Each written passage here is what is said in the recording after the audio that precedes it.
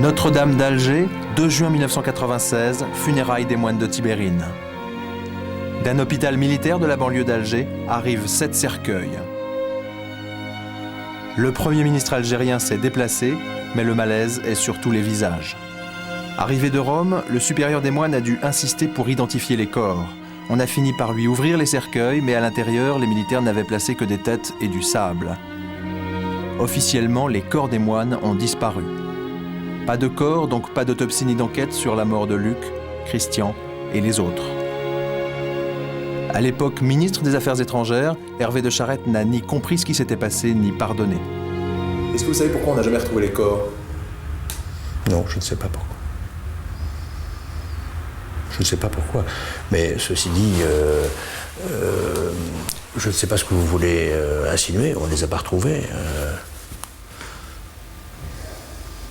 C'est étrange d'avoir jamais retrouvé les corps. Oui, vous savez, s'il n'y avait que ça d'étrange, il y avait beaucoup de choses étranges dans cette affaire. Pour Alger, les moines chrétiens ont été tués par le GIA de Djamel Zitouni. Musulmans contre chrétiens, l'explication est simple, elle frappe les esprits. Mais au-delà du GIA, l'État algérien était lui-même en conflit avec le monastère depuis plus de 30 ans. Après l'indépendance, les moines colons sont priés de se faire oublier. 95% de leurs terres sont nationalisées, la colonisation c'est fini. En 1974, celui qui va devenir le chef des moines arrive à Tibérine. Dans la famille de Christian de Chergé, on n'a jamais accepté l'indépendance de l'Algérie.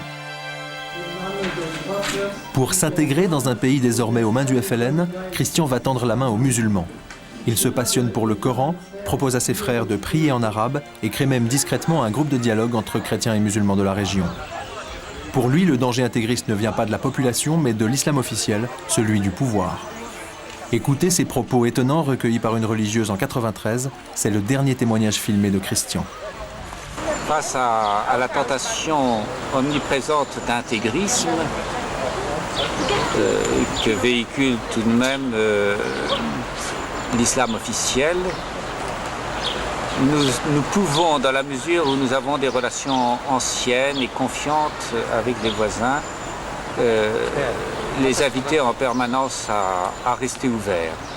Je crois que l'ouverture est le maître mot du témoignage chrétien aujourd'hui dans ce pays. Mais en cette année 93, l'Algérie s'embrase. Pour écraser les maquisards de l'armée islamique du salut, bras armé du fils, les militaires algériens sortent la grosse artillerie. Bombardement au napalm, ratissage. Dans les maquis de Tibérine, les islamistes blessés prennent l'habitude de venir se faire soigner au monastère. Nous avons retrouvé l'un des 2 derniers témoins directs de ces événements. En 1996, le frère Jean-Pierre a échappé par miracle à l'enlèvement de ses frères en se cachant dans sa cellule. Malgré les pressions d'Alger qui lui promet que Tibérine rouvrira un jour s'il reste discret sur les circonstances du drame, Jean-Pierre a accepté de nous parler. Pour la première fois, il raconte la complicité qui s'était installée entre les moines et les islamistes de l'AIS. On leur disait, on ne regarde pas les cartes d'identité, on ne regarde pas qui vous êtes. Si vous voulez venir, venez avec les autres. Hein. On les reconnaissait assez facilement parce qu'ils avaient généralement une djellaba et ils étaient parfois armés. Toujours, ils étaient armés. Ils cachaient leurs armes dans des sacoches, des sacs à main. Dans cette zone de guerre, l'armée pouvait-elle tolérer que les moines soignent les islamistes de l'AIS? Pour Mireille Dutheil, qui a écrit un livre enquête sur l'affaire de Tibérine, la réponse est non. Ce type d'attitude, ça ne passait pas avec les autorités et les militaires algériens, ça c'est sûr. Hein. Genre, vous voyez, c'est pas contre l'Église d'Algérie, ça. Mais c'est contre des gens qui disaient « moi je soigne la population, en plus je suis médecin ». Et donc ça c'était très gênant. Et donc ça, ils auraient voulu qu'ils partent, c'est évident. Alors, parce qu'ils ennuyaient, c'était insupportable, quoi.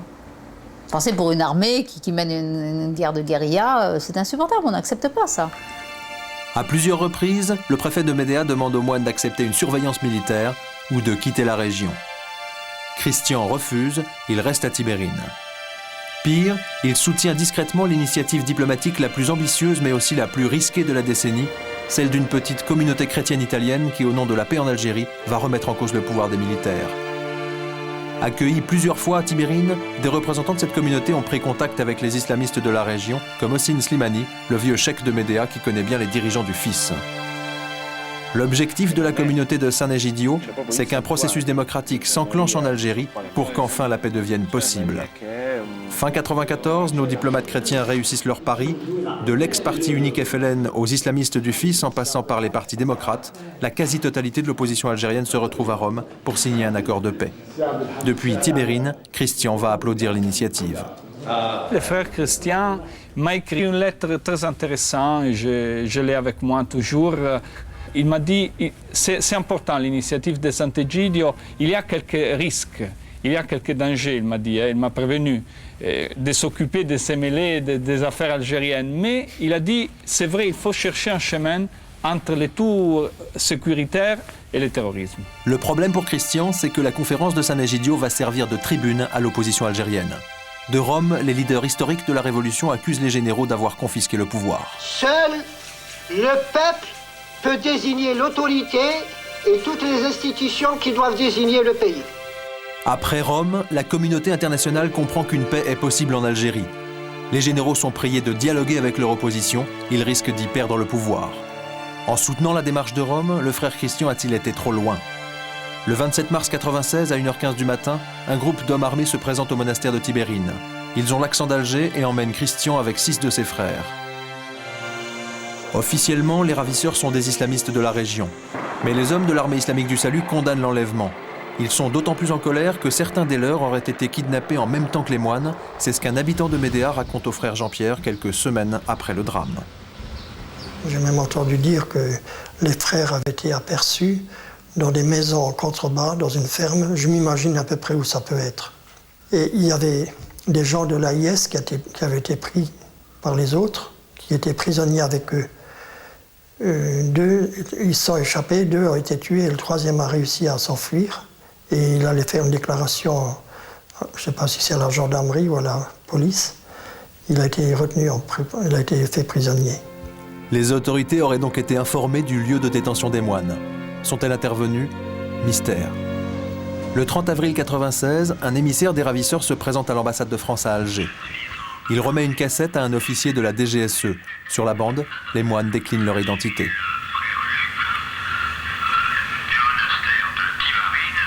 Écoutez bien frère Luc, le médecin. Otage depuis 1 mois, il ne semble pas connaître l'identité exacte de ses ravisseurs.